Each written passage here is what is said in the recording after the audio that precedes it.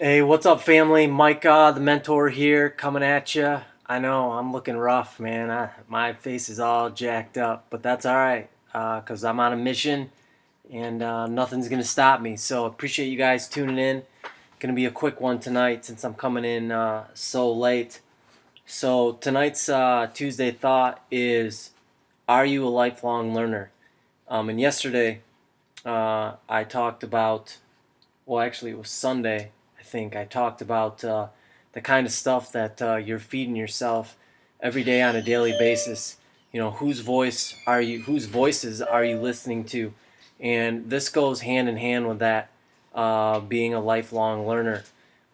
So I take, well, one, naturally, I'm a very curious person. Like, I like to know as much as I can about something. I don't know. I've always just drilled down when it came to a subject as much as I could.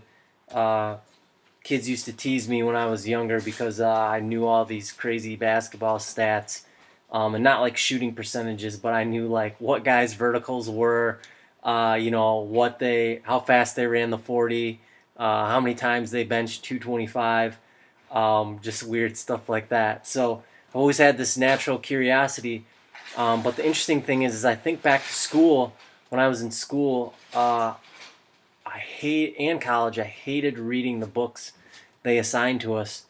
For the most part, there were some good books like Of Mice and Men and those type of stories that I enjoyed. But other than that, I didn't really enjoy a lot of the learning because when you're in school, you're forced to learn things that might not pertain to you, that you can't see how uh, you're going to use those things later in life. When I have this conversation with my son, as he's going into to be a senior, and around things like math, right? Like he's like, well, why do I got to know calculus and all this? I don't plan on ever doing anything that involves it, and that's a solid argument. And trying to navigate that with him and telling him, listen, I get it, but you got to look at this like it's a game because that's exactly what it is, and you're training yourself now to be a better learner. And if you can develop that skill of how to learn something, life will be that much easier for you because one day if you get fired from your job or you decide you want to transition into something new, you can rely on your ability to figure things out because you've trained yourself to be that way. So it's something that I've always just kind of tried to follow extremely close. Hold on a second. Michaela, I can do that. Don't worry about that. Um, So that brings me to what I wanted to share with you guys, and that's just some of the things that I try to surround myself with every day and focus on learning. So right now, a constant in my life is this series, 33. This is actually the third volume of that, and this is kind of the new edition of what I'm learning or what I teach you guys on Friday with Authentic Manhood. This is kind of the updated thing, and they've broken it down into shorter 6-week periods. So we're going through this at my men's group, the leadership section at church. You want to show people your bunny? Is that what you want to do? Say bury the bunny? Bury the bunny. Okay. Bury the bunny. Do you feel better now? No, you're not having that. You're going to bed. So I'm going through this, great stuff. Continually trying to feed my mind with positive things, and just the things that guys deal with on an everyday basis. Not only for myself because it's just a great reminder, keeps me grounded, but when I'm dealing with other guys and just trying to help them and be a friend to these guys. So the next thing that I'm digesting, right? So that's for my life personally. As I'm still working through this book. It's a marketing book, probably one of the best marketing books that's ever come out, which is fantastic. And all my learning is around stuff that I'm passionate about, that I care about. And that's one of the great things about lifelong learning is you can study whatever you want. You don't have someone telling you this is what you need to read when you really don't care about it and you have no connection about it. But to stop your learning because maybe you don't like to read is is really, and I'm not calling you, if you do this, I'm not calling you a fool. I'm just saying like it's foolish to stop your learning, um, because it's just going to make you that better of a person. If you don't like to read, I mean, books on tape. I listen to tons of podcasts throughout the week, just constantly getting new ideas, uh, refreshing old ideas, maybe that I forgot about in my head. And then finally, what I've gotten back into. When I first got this, I was all over it, and I've kind of got away from it. But I'm starting to get back into it, and it's my Haley's Bible Handbook.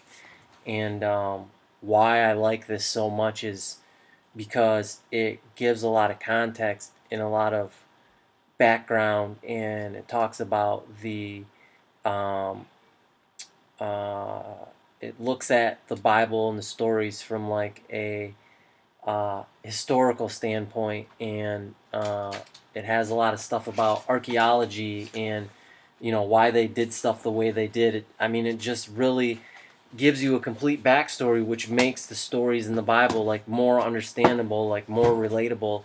And you're like, man, well, okay, that makes sense now. Why that crazy thing is in there that before I didn't understand, and what message that story is trying to portray to me. So those are the things that I'm working through right now, that I try to feed myself on a daily and weekly basis.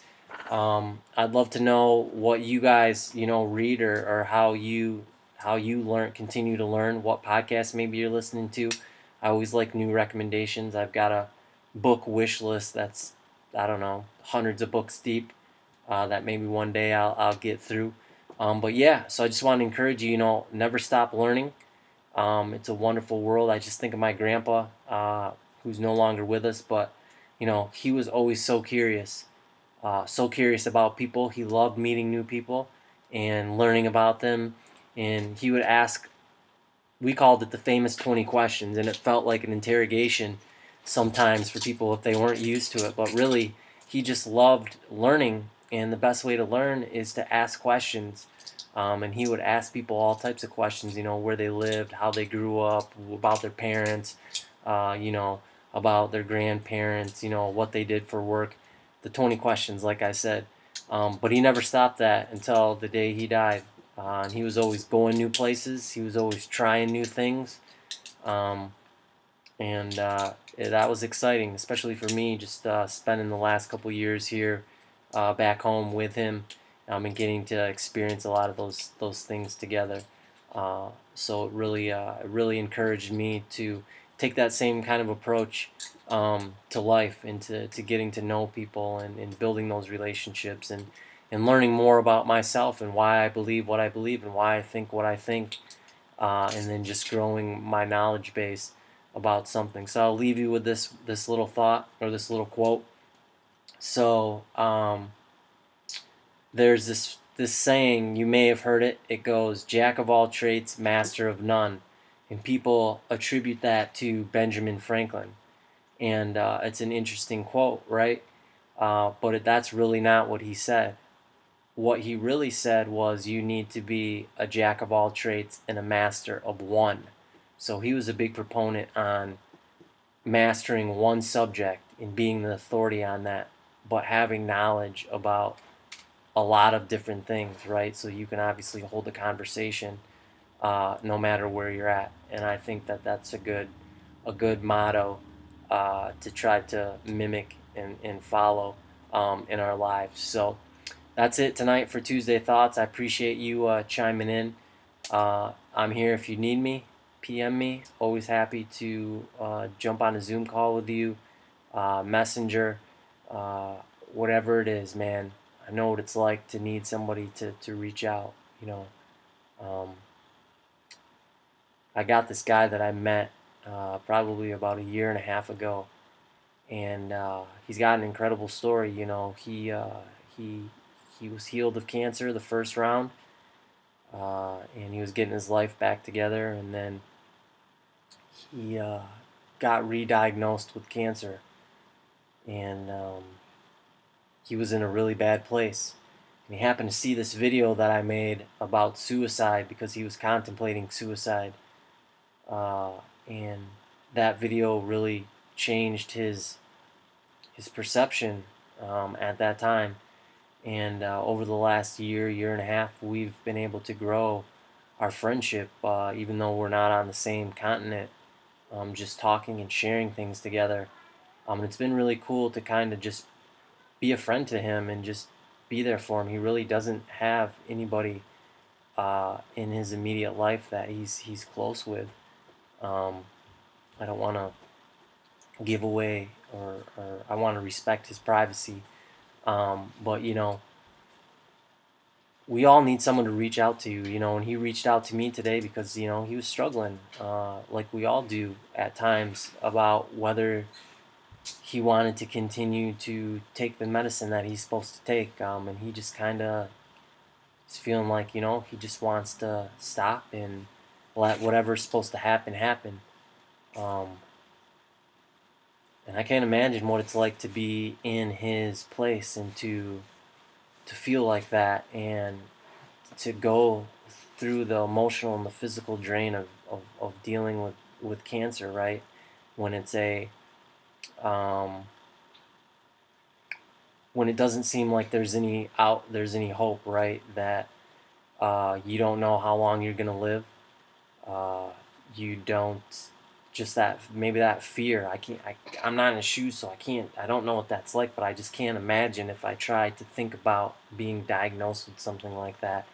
So I say all that to say, like, when I throw this out here about, like, if you got something on your chest that you need to get off, or you don't have somebody in your circle that you can talk to, like, I mean that. Like, you can literally, like, message me, and I'll do what I can to help you, to just listen, uh, to be your friend, man, to be your brother.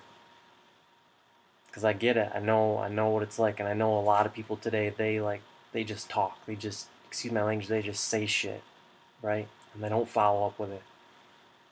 I'm not that dude. Never have been.